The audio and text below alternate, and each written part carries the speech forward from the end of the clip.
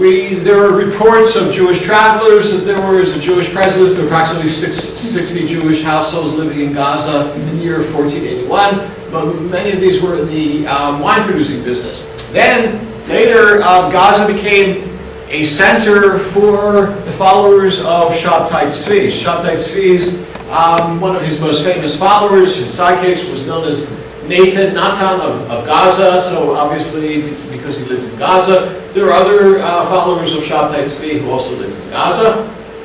Then to just fast forward, Napoleon, if you remember the story of Napoleon is sent by the French to Egypt. He enters Egypt, and then he marches up the coast, eventually to Akko, where he loses at Napoleon's Hill in battle there. But as he was marching, he also stopped in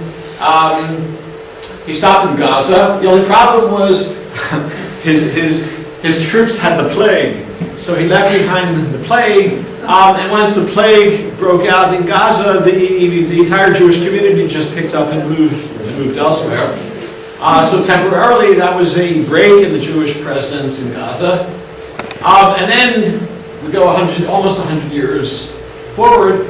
And in the middle of the 19th century, the Wysotsky Tea Company was set up. This is the same Wysotsky we have it here. This is the same Wysotsky that we drink today. The Wysotsky family actually set up the tea company originally in Moscow, and then moved its business to our neck of the woods. Well, the head of the Wysotsky Tea Company had an idea, which was to restore the Jewish community of Gaza, so he put up the money. This was just 4 years after the very first Jewish neighborhood that would become Tel Aviv. The first Jewish neighborhood that was built outside of Jaffa. 4 years later, there was also a Jewish community that was reestablished in Gaza.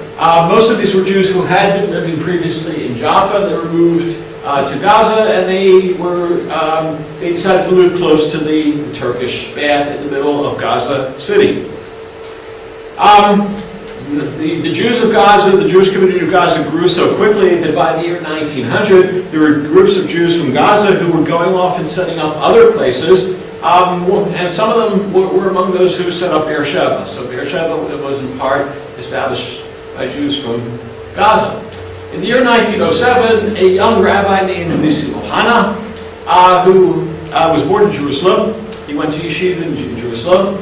He was from a family of old-time Jerusalem Sephardim, that is, people whose families had actually come from Spain itself. That is, not Sephardim who just simply moved in over the past generation, but people, particularly through his mother's side, who could trace their ancestry literally back to the Spanish exile.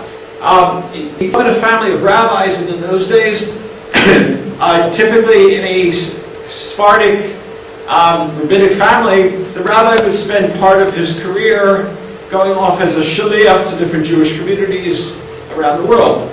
So his own father had been sent for a while to Algeria. His grandfather had been sent to Algeria, so his father was born there.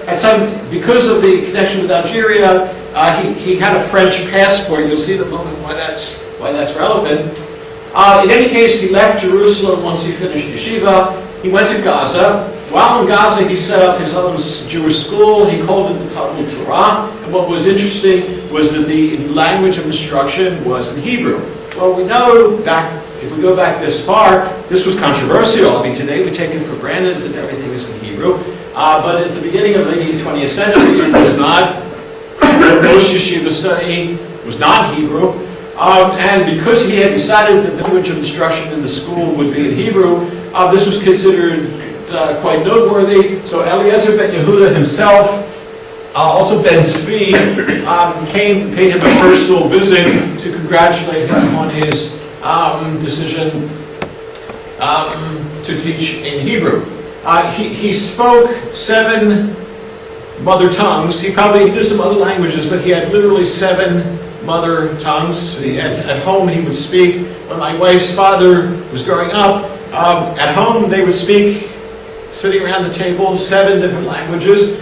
And the language chosen to express a particular thought was the language that the speaker thought would express it best. So if I wanted to say something like pass the salt, I would think of, is that going to sound better in Italian or in French or in Arabic? Gaza had its own mufti. His name was Sheikh Abdallah al-Almi. And at the time, one of the concerns of the mufti was the activity of Christian missionaries. Christian missionaries were coming to Gaza and giving out material, trying to make converts. Rabbi Ohana was not only a Talmudic scholar, but he had also spent time studying the Quran and the New Testament, in part just to know what was in there. But he came to the aid of the Mufti, and he provided him with material that he could use for counter-arguments against the missionaries. The Mufti was trying to persuade the Muslims of Gaza not to follow the Christian missionaries. Later, Rabbi Ohana collected these writings and he published a book known as Know How to Answer, Not the Course. It's basically an anti-missionary book, and that is to say it's a book of arguments against the missionary arguments. And it's still one of the best books. Unfortunately, it's not. The family has copies of this, but it's not something that's sort of sold in bookstores, which I think is a shame because I think it's one of the best counter-missionary books that has ever been written. It's in Hebrew. It's in Hebrew. It's in Hebrew. I actually sent it a few years ago to a counter-missionary group in New York and suggested that they translated it to English, and I don't think that they did, but I still think it's a good idea. When people would come to the Mufti to ask them theological questions, a lot of times he would meet with the rabbi and they would think out the ideas, the Islamic answers to the questions. One of the twists is that the Mufti himself left behind manuscripts written in his own hand, and we have them. They're in the family's possession. My wife's cousin has them. One of the Mufti's grandsons is leader of the Hamas. And if the Hamas ever abandons terrorism, we're willing to give him his grandfather's manuscripts. But for now, we're keeping them. Emphasize this. Some other adventures of Rabbi Ohana. He was not a pirate. He was born in Algeria, where his own father was serving as a rabbi, so he had a French passport. Now the reason this is relevant is that when World War I broke out, in World War I, Turkey was on one side of the war and France was on the other side. So Turkey issued an order to all people living in its territories, or particularly Gaza, who had enemy citizenship. Enemy citizenship meant, in this case, French passport, that he had to leave. So he left. Where did he go? For a while he was the rabbi of Malta. I don't know if any Jews left in Malta, but there were at the beginning of the century. This is from the book. And the question is, are they British sailors or are they actual local old-time Maltese Jews? I don't know what the answer is. They kept moving in and out. They were all connected from Mediterranean. Well, in any case, one of my wife's uncles was born in Malta, which I don't know how many people in Israel have on their passport that they were born in Malta, but we have somebody in the family. After that, for a while, he was in New York City at one of the Syrian Sephardic synagogues in the city. He served as the rabbi. From there, he moved to Egypt, and he served in the 1940s as the Av Beit Din, the head of the rabbinical court in Cairo.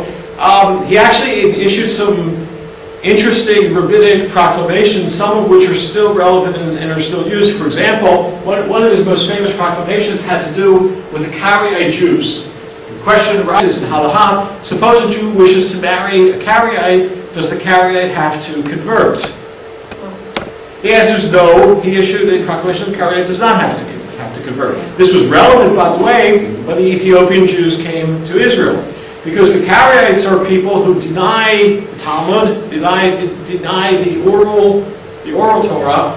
The Ethiopians said, we never even knew it existed. We're not against it, we just didn't know it existed. So the precedent for accepting the Ethiopian Jews as Jews, despite the fact that they had never had any connection with the oral Torah, was in part based on his proclamation regarding the Karaites. In 1949, he made Aliyah